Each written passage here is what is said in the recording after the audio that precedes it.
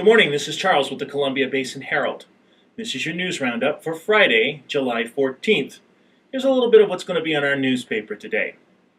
Grant County prosecutors have charged Levi Hines, 25, of Moses Lake, with vehicular assault in connection with a 2015 accident in which Hines is alleged to have hit a man on a bicycle. An enhancement of under the influence was added to the charge. Hines's charges stem from an incident on October 30th, 2015, when the Moses Lake Police Department responded to a collision at the Moses Lake Dairy Queen in the 1100 block of South Pioneer Way.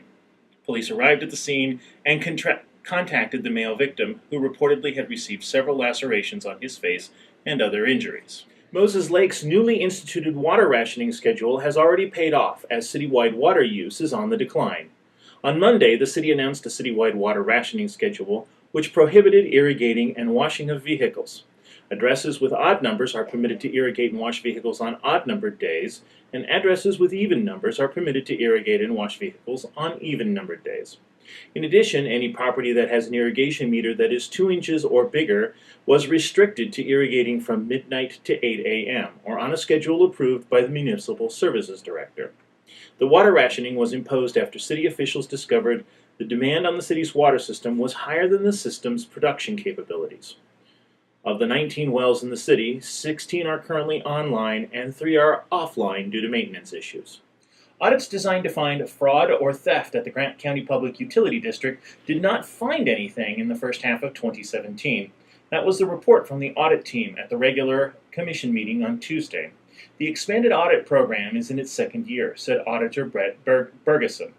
The goal is to detect possible fraud or theft and to make it less likely to happen in the future, he said. The auditors report to commissioners twice each year. Auditors periodically check payroll along with credit card use and analyze vendor records to check for possible collusion. These areas are what we call low-hanging fruit for fraud testing, he said. Payroll is tested to ensure that there are no fake employees, and credit card purchases to ensure that they are legitimate. The vendor list is checked to ensure that employees are not using fake companies, although some employees do have or are involved in legitimate outside businesses, Bergeson said. We do have employees that have legitimate companies that provide services to the public utility district, but we were able to go through and check those. And finally this evening, Othello High School will have 6 new tennis courts sometime during the next school year. The Othello School Board members voted to proceed with the project at its last meeting.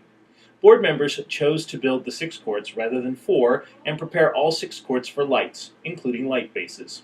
The board eliminated an alternate for a concession stand and bathrooms, which was the subject of a long conversation. Total estimated project cost is around $630,000, but that may change due to some changes in the project scopes. The apparent low bidder is Shervinell Construction of Kennewick. The district already has spent about $46,000 for architectural costs and site testing, said Assistant Superintendent Gina Bullis.